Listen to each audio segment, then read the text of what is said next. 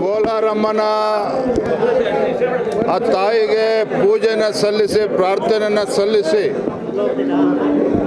ಏನಿವತ್ತು ನಮ್ಮ ಯೋಧರು ಪಾಕಿಸ್ತಾನದಲ್ಲಿರ್ತಕ್ಕಂಥ ಉಗ್ರಗಾಮಿಗಳ ವಿರುದ್ಧ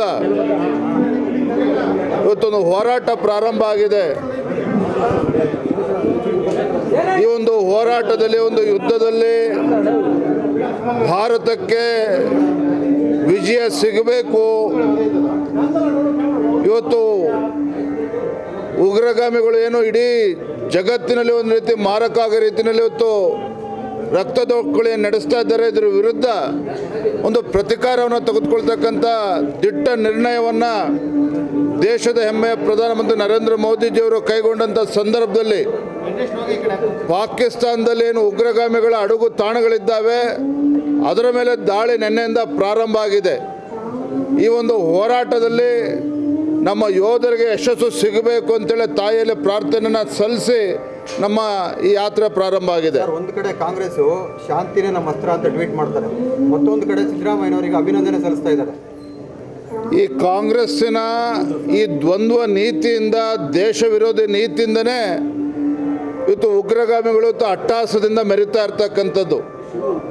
ಕಾಂಗ್ರೆಸ್ಸಿನ ಈ ನೀತಿಯಿಂದನೇ ಇವತ್ತು ಜಮ್ಮು ಕಾಶ್ಮೀರದಲ್ಲಿ ಸಾವಿರಾರು ಹಿಂದೂ ಕುಟುಂಬಗಳು ಇವತ್ತು ಮನೆ ಮಠವನ್ನು ಕಳೆದುಕೊಂಡಿರ್ತಕ್ಕಂಥದ್ದು, ಯೋಧರು ಪ್ರಾಣವನ್ನು ಕಳೆದುಕೊಂಡಿರ್ತಕ್ಕಂಥದ್ದು. ಆದರೆ ನಮಗೆ ಇವತ್ತು ಹೆಮ್ಮೆ ಇದೆ.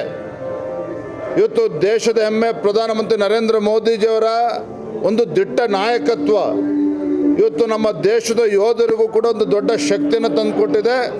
ಹಾಗಾಗಿನೇ ಇವತ್ತು ಯೋಧರು ಇವತ್ತು ನಿರ್ಭೀತಿಯಿಂದ ಇವತ್ತು ಉಗ್ರಗಾಮಿಗಳ ವಿರುದ್ಧ ಇವತ್ತು ಹೋರಾಟ ಪ್ರಾರಂಭ ಆಗಿದೆ. ನಮಗೆ ಸಂಪೂರ್ಣ ವಿಶ್ವಾಸ ಇದೆ, ನಮ್ಮ ಯೋಧರ ಒಂದು ದಾಳಿಯಿಂದಾಗಿ ಈ ಉಗ್ರಗಾಮಿಗಳ ವಿರುದ್ಧ ಇವತ್ತು ಹೋರಾಟ ಇವತ್ತೇನು ಪ್ರಾರಂಭ ಆಗಿದೆ, ಈ ಹೋರಾಟದಲ್ಲಿ ಭಾರತಕ್ಕೆ ಯಶಸ್ಸು ಸಿಕ್ಕೇ ಸಿಗ್ತದೆ ಅನ್ನೋ ವಿಶ್ವಾಸ ನಮಗೆ ಸಂಪೂರ್ಣವಾಗಿದೆ. ಆದರೆ ಕಾಂಗ್ರೆಸ್ಸಿಗೆ ಇವತ್ತು ಎಚ್ಚರಿಕೆಯನ್ನು ಕೊಡೋದಕ್ಕೆ ಇಚ್ಛಪಡ್ತೇನೆ. ಇವತ್ತಿಂಥ ಸಂದರ್ಭದಲ್ಲಿ ಇಡೀ ದೇಶ ಇವತ್ತು ಒಗ್ಗಟ್ಟಾಗಿ ಇವತ್ತು ಭಾರತದ ಸೇನೆಗೆ ಒಂದು ನೈತಿಕ ಬೆಂಬಲವನ್ನು ಕೊಡ್ತಾ ಇರ್ತಕ್ಕಂಥ ಸಂದರ್ಭದಲ್ಲಿ ಇಂಥ ಒಂದು ದೇಶ ವಿರೋಧಿ ಚಟುವಟಿಕೆಯಲ್ಲಿ ಅವರು ಇರಬಾರ್ದು. ದೇಶದ ಪರವಾಗಿ ಗಟ್ಟಿಯಾಗಿ ನಿಲ್ಲಬೇಕು ಅಂತೇಳಿ ಸಂದರ್ಭದಲ್ಲಿ ನಾನು ಆಗ್ರಹ ಮಾಡ್ತೇನೆ.